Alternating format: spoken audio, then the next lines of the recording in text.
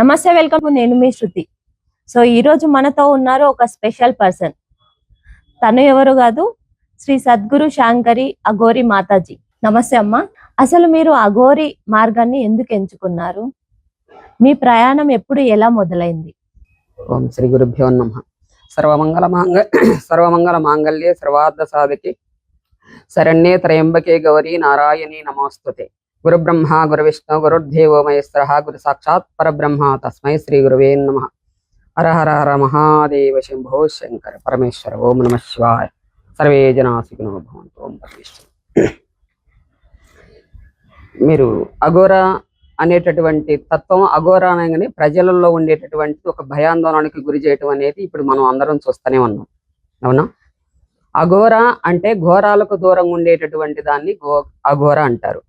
అఘోర ఘోరమైన పనులు చేసేటటువంటి దాన్ని అఘోర అనగానే, అఘోర అంటే ఘోరమైన పనులు లేని దాన్ని అఘోర అంటారు. ఘోరాతి ఘోరమైనటువంటి కామ క్రోధ మోహ లోభ వనమాచర్యమైనటువంటి వీటన్నిటికీ దూరంగా ఉండేటటువంటి దాని తత్వాన్ని అఘోర అంటారు. శివుడికి వచ్చేసి 5 ముఖాలు: సజ్జోజాత, వామన, అఘోర, తత్పురుష, ఈశాన. పంచముఖాలు 5ట్లో అఘోర ముఖమ తత్వం అనేటటువంటి శివుడికి ఎంతో ప్రీతికరమైనటువంటిది. అఘోర అంటే అదేది ఘోరమైన పనులు చేయటం, శ్మశానంలో కూర్చోవడం, మనసును బీక తిట్టడం, ఇవన్నీ కూడా ఘోరమైన పనులు. ఈ మాంసాహారాలు కానీ మద్యపానాలు కానీ ఇలాంటివన్నీ కూడా అఘోర తత్వంలో లేదు. ఇది శివతత్వం అనేటటువంటిది మన మోక్ష సాధనకి. మనం ఎలా మోక్ష సాధన చేయాలి? భౌతికంగా మనం అందరం ఇక్కడ కూర్చొని ఉన్నాం. భౌతికంగా మనం అందరం ఇక్కడ కూర్చున్నప్పుడు అంతర్గతంగా శివుడి మీద పరమేశ్వరుడి మీద లగ్నం చేసేటటువంటి దాన్నే అఘోర తత్వం అంటారు. మోక్ష సాధనకి అఘోర తత్వం అంటారు. శ్మశానంలోనే ఎందుకు ఉండాలి అంటే, శ్మశానం ఎప్పుడైనా మన ఇల్లు వాకిళ్ళు పిల్ల జల్ల గొడ్డు ఇవన్నీ కూడా ఏది కూడా అశాశ్వతమైనటువంటిది. తనదును పట్టుదురు నలుగురు, తన వెంట 10గురు, అంత ఏడ్చువారే కానీ ఎంట ఎవరు రారు. తల్లి తండ్రి గురువు దైవం ఆస్తి పాస్తులు అవన్నీ కూడా మన ఎంట వచ్చేటటువంటివి ఏది లేదు కాదు. కాబట్టి ఏ రోజుకైనా ఎంత ఆస్తులు సంపాదించినా సరే శ్మశానమే మన సొంతిల్లు. శ్మశానమే మన సొంతిల్లు కాబట్టి శ్మశానంలో అఘోరతత్వం అనేది శ్మశానవాసి పరమేశ్వరుడు కాబట్టి అక్కడ ఆ శ్మశానంలో జీవించడం. భస్మధారణ ఎందుకు చేస్తారంటే, ఆ భస్మధారణ కూడా మనం పూసుకునేటటువంటి విభూతి భస్మధారణ ఎందుకు, అది మనం ఎప్పుడైనా బూడిదైపోవాల్సిందే.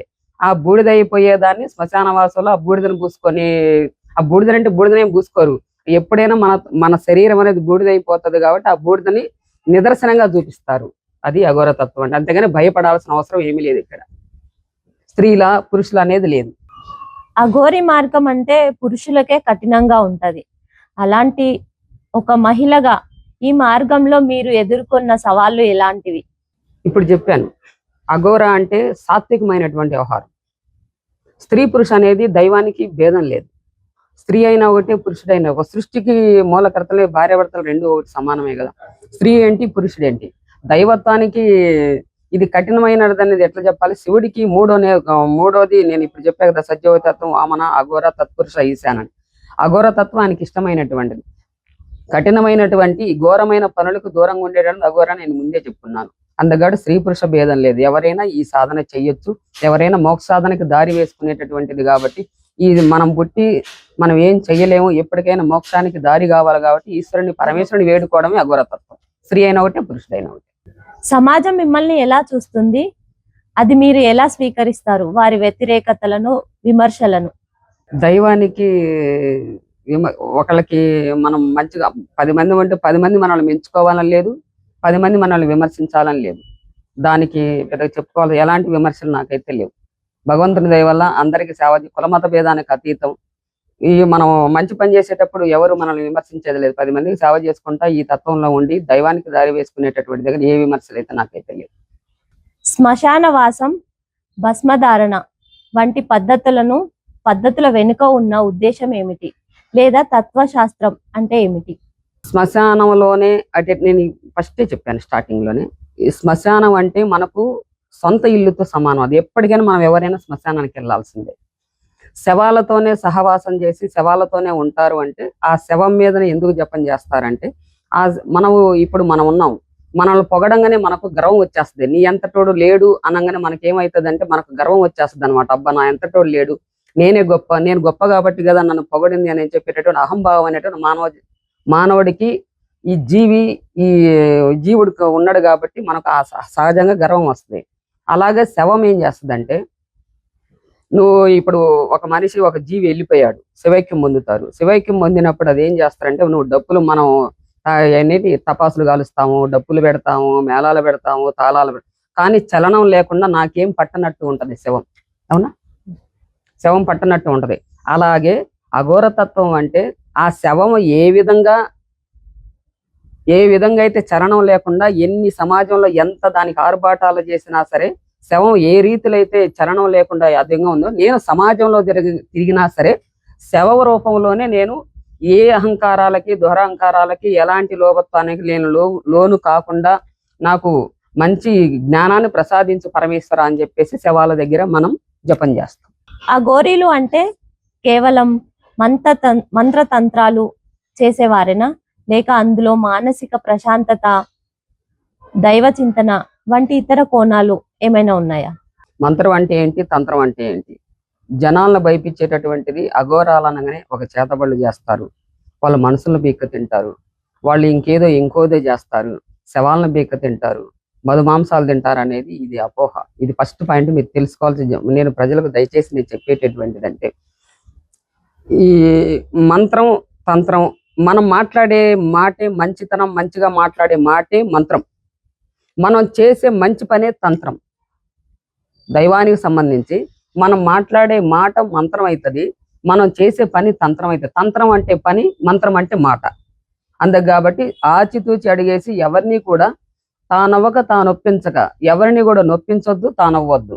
అందుకాబట్టి ప్రతి జీవిని కూడా ప్రతి జీవిలో పరమేశ్వరుడి తత్వం ఉంటుంది. ఆ తత్వాన్ని సీమ దోమ ఏదైనా సరే అన్ని జీవరాశుల్లో పరమేశ్వరుడి తత్వం జీవుడు ఉంటాడు కాబట్టి దేన్ని కూడా నొప్పించకూడదు, దేన్ని కూడా అనకూడదు, దేన్ని కూడా మనం వాళ్ళని చిన్న చూపు చూడకూడదు. అదే అఘోర తత్వం అనేటటువంటిది. అఘోరలో తెలుసుకోవాల్సింది ఏంటంటే ఆ విషయాన్ని. శ్మశానంలో ఉన్నప్పుడు మీకేం భయం లేదా? మీరు చూసినటువంటి అత్యంత భయంకరమైన దృశ్యం ఏంటి? శ్మశానం అంటే శివైక్యం. మనం చనిపోతుంటే మనం ఏమంటారు, మామూలుగా కొంతమంది ఏమో చనిపోయారు అంటారు, కొంతమంది చచ్చిపోయారు, శివైక్యం పొందామంటాం. శివైక్యం పొందినమంటే శ్మశానంలో ఉండేటటువంటి శ్మశానవాసి ఎవరు? శివుడు, పరమేశ్వరుడే కదా. మరి అలాంటప్పుడు మనకు అండదండగా మన నరులలో ఉంటే, మన మానవ జన్మలో నరులలో ఉంటే మనం బాధపడాలి, భయపడాలి. కానీ వీళ్ళేం చేస్తారని శ్మశానంలో మాకేం భయం? మనకు పరమేశ్వరుడే తోడు ఉండి, పరమేశ్వరుడు అన్నికి మూల భూత ప్రేత పిశాచ గణాలన్నిటి కొట్టి కూడా పరమేశ్వరుడి అధినేత అయినప్పుడు అక్కడ శ్మశానంలో భయపడాల్సిన అవసరం లేదు. ఆ పరమేశ్వరుడే మనకు అక్కడ తోడున్నాడు. భయం ఏముంటారు? మనం కూడా అక్కడికే కదా వెళ్ళేది. నగ్నత్వం. కొంతమంది అఘోరీలు వస్త్రాలు ధరించరు. ఒక మహిళగా మీరు వస్త్రధారణ విషయంలో ఎలాంటి నిర్ణయాలు తీసుకున్నారు? నగ్నత్వం అంటే బట్టలు లేకుండా. ఇప్పుడు మగవాళ్ళు వస్త్రాలు లేకుండా ఇప్పుడు ఉండేటటువంటి సమాజంలో అఘోరానంగానే బట్టలు ఇప్పి తిరగడం అనేది ఒక పరిపాటి అయిపోయింది. ఇది తప్పని నేను చెప్తున్నాను, నాకు తెలిసినంత వరకు. మరోళ్ళు అనుకోవద్దు. నాకు తెలిసినంత వరకు నగ్నము దిగంబరం, నగ్నమన్నా దిగంబరం అన్నా రెండు ఒకటే వస్తుంది. దిగంబరం అంటే కామ క్రోధ మోహ లోభ వనమాచరులు ఏవైతే మనలో ఉండేటటువంటి రాక్షసత్వం అనేటువంటి గుణాలు ఏవైతే ఉన్నాయో అది పరమేశ్వరుడికి అర్పణ చేసేదాన్ని దిగంబరి అంటారు. అంతేగాని బట్టలు ఇప్పి తిరగమని అయితే కాదు. ఇప్పుడు చాలా మంది కేవలం వ్యూస్ కోసం, ఫేమస్ అవ్వడానికే ఈ అఘోరి వేషధారణలో ఉంటున్నారు. వారిని మీరు ఎలా గుర్తిస్తారు? ఇంకా అది ఎవరి తత్వం వాళ్ళదండి, అది మనం ఏం చేయలేము. ఎవరి మనస్తత్వం వాళ్ళది. ఎవరిది బట్టలు తిప్పుకున్నా ఏం చేసినా మనం ఏం చేయలేము దానికి. అవన్నీ మనకు సంబంధించి అది వాళ్ళ మనస్తత్వం, వాళ్ళ వ్యవహారం. అది మనం ఏం చెప్పలేము కూడా. మీరు ఒంటికి రాసుకునే భస్మం వెనుక ఉన్న అర్థం ఏంటి? అది ఎక్కడి నుండి సేకరిస్తారు? ఒంటికి రాసుకునే భస్మం శవభస్మమే. నేను శవభస్మమే అనే దాన్ని భయపడాల్సిన అవసరం. ఎందుకంటే మన శరీరం ఎప్పుడైనా భౌతికంగా ఈ జీవి వెళ్ళిపోయిందంటే, జీవుడు పోయి పరమాత్మలో కలిసిందంటే ఇక్కడ మిగిలేదు బూడిదని. ఎప్పటికైనా ఈ బూడిదేరా నీ మిగిలేదని చెప్పేసి పరమేశ్వరుడు ఏం చేస్తాడంటే, ఈ బూడిదేరా నీకు మిగిలేదు, జాగ్రత్త అని చెప్పేదానికి ఆ బూడిదని, ఆ విభూదిని చూసినప్పుడల్లా ఓహో నా తత్వం ఇదే కదా, నేను ఇందులోను కలిస పిరికెడు బూడిదే మిగులుతుంది. ఎంత శరీరమైనా, ఎంత ఢిల్లీ రాజైనా, ఏదైనా సరే మిగిలేది చివరికి బూడిదే. ఒక పిరికెడు బూడిద మిగులుతుంది కాబట్టి ఆ బూడిదేరా నీకు అవుతావు కాబట్టి జాగ్రత్తగా ఆచితూచి అడుగమని చెప్పి భగవంతుని మీద నా యందు మనసు లగ్నం చేయమని చెప్పేటటువంటి దానికి బూడిద నిదర్శనం, శ్మశాన బూడిద. ఆత్మలతో సంభాషణ. మీరు ఎప్పుడైనా ఆత్మలతో మాట్లాడారా? శ్మశానంలో మీకు ఎదురైన వింత సంఘటన ఏదైనా ఉందా? ఆత్మ అంటే మీరు అనుకోవటం ఏంటి? శ్మశానంలో ఉన్నప్పుడు ఆత్మలు అనగానే దెయ్యాలు భూతాలు అనేది. అంతే. దెయ్యాలు లేవు, భూతాలు లేవు. మన ఆత్మకు మనమే ప్రశ్న వేసుకోవాలి. మనం తప్పు చేస్తున్నామా, రైట్ చేస్తున్నామా, మనం రాంగులో నడుస్తున్నామా, లేకపోతే రైట్ గా నడుస్తున్నామా, మనం చేసే పని కరెక్ట్ గా ఉందా, లేకపోతే మనం చేసే పని దుర్మార్గంగా ఉంది అనేటటువంటిది మన ఆత్మకు మన ప్రశ్న వేసుకునే దాన్ని ఆత్మనిశ్చలం అంటారు. అంతేగాని ఏ భూత ప్రదేశ ఎక్కడ ఏమీ లేదు, ఎక్కడ ఏ దెయ్యాలు కనపడవు, ఏ భూతాలు కనపడవు. ఇది అన్ని ఒట్టి అపోహ మాత్రమే, ఒట్టి ఇది అబద్ధాలు మాత్రమే. ఆత్మ అనగానే మనలోనే ఉంటది కానీ ఆత్మ బయట ఉండదు. సమాజం మిమ్మల్ని ఎలా చూస్తుంది? మీరు ఎదుర్కొనే వ్యతిరేకతను మీరు ఎలా ఎదుర్కొంటారు, ఎలా స్వీకరిస్తారు? దైవికంగా నేను ఉండేటటువంటి ఇప్పుడు నేను జీవిస్తున్నటువంటి విషయాలు నాకు అలా ఎలాంటి వ్యతిరేకత లేదు నాయన. కులమత భేదానికి అతీతం, అందరూ వస్తారు. దేవుడు అనేవాడు ఒకటే, పరమాత్మ స్వరూపం అనేది అందరూ ఒకటే. నన్నైతే వ్యతిరేకించినటువంటి వాళ్ళుగా అలాంటి వాళ్ళు అయితే నాకు ఏమీ లేదు. అందరూ సమానంగానే చూస్తున్నారు నన్ను. ఏమీ లేదు, వ్యతిరేకత అయితే ఏమీ లేదు. మీ దీక్ష మరియు మీ గురువు కనుగొన్న కథను మాతో పంచుకోగలరా?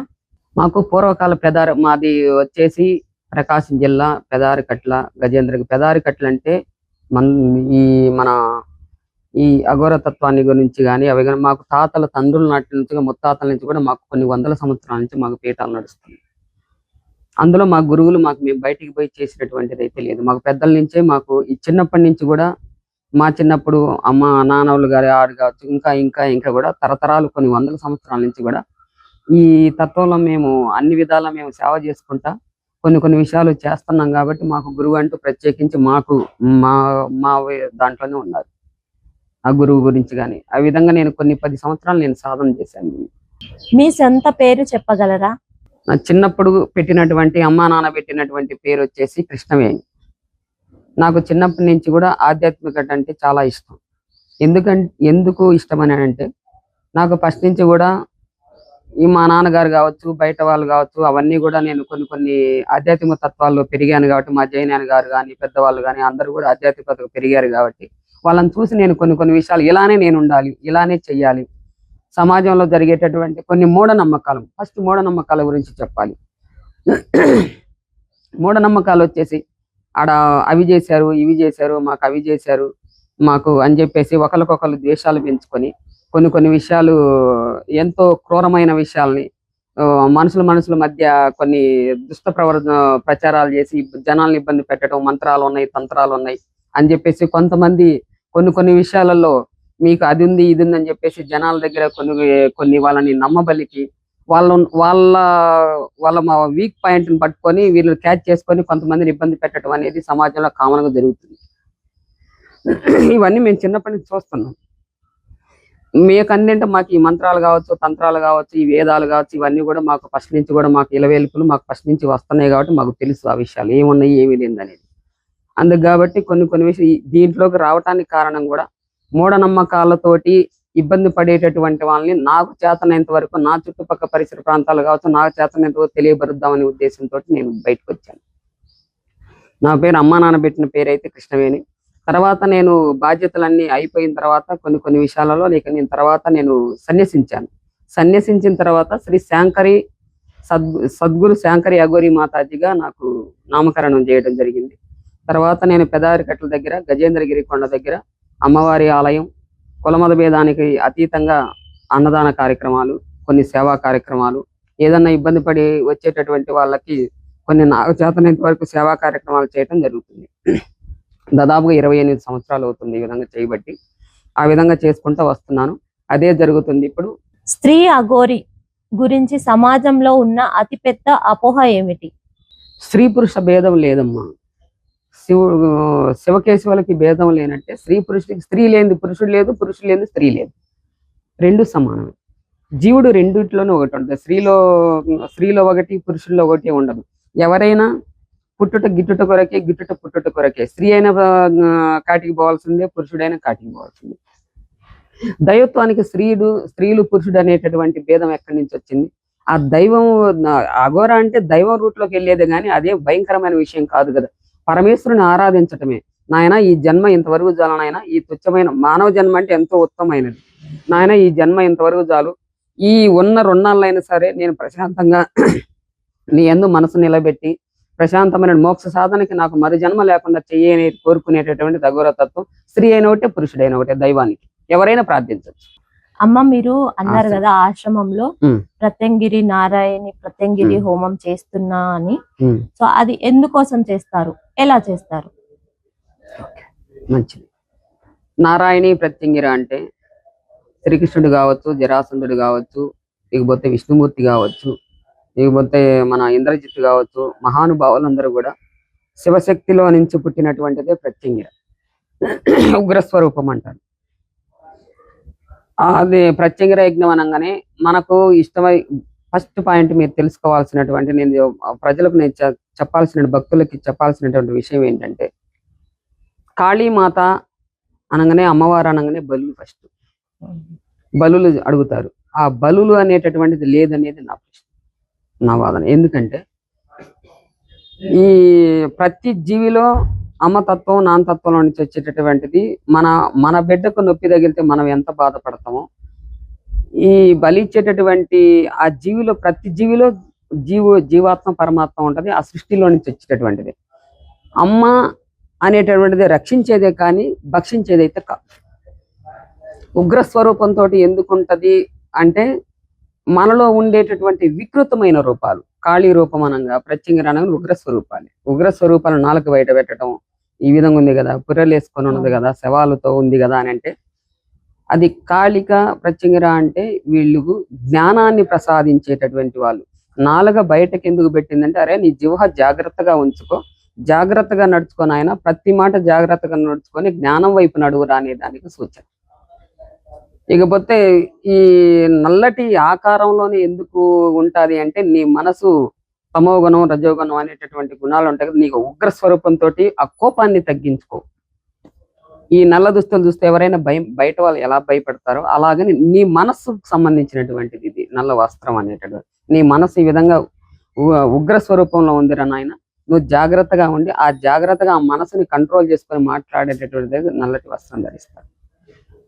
ఇకపోతే పుర్రెకు వచ్చేటటువంటి విషయానికి వస్తే, ఎన్ని అంగులు ఆర్భాటాలకు ఈ శరీరం మీద ఉండేటువంటి వ్యామోహాన్ని వదిలేసి తినాలి, తినాలి, బతికినన్నాళ్ళు కూడా క్షుద్బాధ అనేది తినాలి, చెయ్యాలి, చెందాలి. ధనం మూలం ఇదం జగత్తు. మన కనీస అవసరాలు ఎంతవరకు అంతవరకే ఉండాలి, అంతవరకు లోపత్వంతో పనికిరాదు. మన న్యాయబద్ధంగా ఉండాలి. ఈ పుర్రెలు మాల ఎందుకు వేసుకుంటదంటే, కట్టిన ఎన్నిటికి కూడా ఏ ఆర్భాటాలకు లోను కాకుండా ఆ పుర్రె ఎంత గట్టిగా ఉంటుందో నీ మనసు కూడా అదే విధంగా గట్టిగా పెట్టుకునేటటువంటి దానికి ఈ పుర్రెలు మాలేస్తారు. ఇకపోతే ఈ మొలకి చేతులు చూసావా, కాళీమాత కనంగానే చేతులు ఉంటాయి. ఆ చేతులు మంచికి చెడుకి రెండుకి ఉపయోగపడుతుంది. అవునా, మంచి చేయడానికి ఉపయోగపడుతుంది, చెడు చేయడానికి ఉపయోగపడుతుంది, కొట్టడానికి మెడకు వస్తే ఉపయోగపడుతుంది. అందుకని చాలా జాగ్రత్తగా దాన గుణాలు కావచ్చు, మంచి పనులు చేసి ఒక మంచి పేరు తెచ్చుకొని, ఇకపోతే మోక్ష సాధనకు దారి వేయరు అనేటటువంటి ఆ వికృత రూప, ఆ చేష్టాలు, నీలో ఉండేటటువంటి కామక్రోధాలన్నీ కూడా బలిదానం చేయన ఈ విధంగా వికృతంగానైనా ఆ భయంకర రూపంలో చూపిస్తుంది. అంతే జ్ఞానశక్తి, జ్ఞానాన్ని ప్రసాదించేటటువంటిది. అమ్మ మనకి ఎప్పుడు కూడా ఉగ్రమైన పనులు, కొట్టు తిట్టని చెప్పదు కదా, మన అమ్మ చెప్పదు కదా. మరి అమ్మ అంటే ఒక అమ్మ లేనిది ఏమీ లేదు. ఆ తల్లిలో నుంచి, తల్లి తర్వాతనే తండ్రి. అందుకు కాబట్టి అమ్మ మనకు జ్ఞానాన్ని ప్రసాదించేట మొదటి గురువు తల్లియే. కాబట్టి ఆ తల్లి మనకు ఆ విధంగా, ఈ విధంగా ఉంది నాయన, జాగ్రత్తగా నడుచుకో నాయన అని చెప్పటమే అంతవరకే. ఇది బలుల గురించి ఓకే.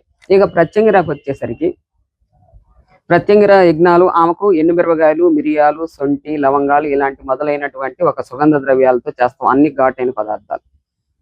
బలులు లేవని చెప్పే కదా. బలులు లేవని చెప్పిన తర్వాత ఇప్పుడు మనకు ఇష్టమైన ఆహారం ఏదైతే ఉంటుందో, ఇప్పుడు మీరున్నారు, మీకు కొన్ని కూరలు ఇష్టం ఉండొచ్చు, కాకరకాయనో, కూరగాయనో, పప్పునో, అదని. అలాగే అమ్మవారికి ఉగ్రస్వరూపం కాబట్టి ఘాటుగా ఉండేటటువంటి వస్తువుల్ని మనకు ఉండేటటువంటి ఈతి బాధలు ఏదైతే ఉన్నాయో, ఒక సంతానం కావచ్చు, ఇంటి సమస్యలు కావచ్చు, మనకు కోర్టు సమస్యలు కావచ్చు, మనకు లేకపోతే మనకి ఏదన్నా గ్రహాలకు సంబంధించి కావచ్చు, లేకపోతే వాస్తు రూపాలు కావచ్చు, మళ్ళీ లేకపోతే నవగ్రహాలకు సంబంధించి ఏదైనా సరే మన ఈతి బాధల్ని తొలగించేదానికి సకలానికి ఆ ప్రత్యంగిర యజ్ఞం అని మనస్ఫూర్తిగా ఎవరైతే మనం అమ్మవారిని ఆవాహన చేస్తాం, ఆ మిరపకాయలు పట్టుకొని మనస్ఫూర్తిగా అమ్మవారికి ధ్యానం చేసుకొని ఆ మిరపకాయలు హోమగుండంలో ఏదైతే వడ్డిస్తామో తప్పకుండా మన కోరికలు తీరుతాయనేది అమ్మవారి ఆజ్ఞ. ఈ తొందరగా ప్రత్యక్షమై తొందరగా మన కోరికలు తీర్చేటటువంటిది ప్రత్యక్ష దైవం ప్రత్యంగిరాని. అందుకు కాబట్టి 8 మృగాలు యజ్ఞం చేస్తారు. ఓకే, ఆ బలులైతే లేదు. ఇంతసేపు మాతో మాట్లాడి మీ అమూల్యమైన సమయాన్ని మా కోసం కేటాయించినందుకు ధన్యవాదాలు.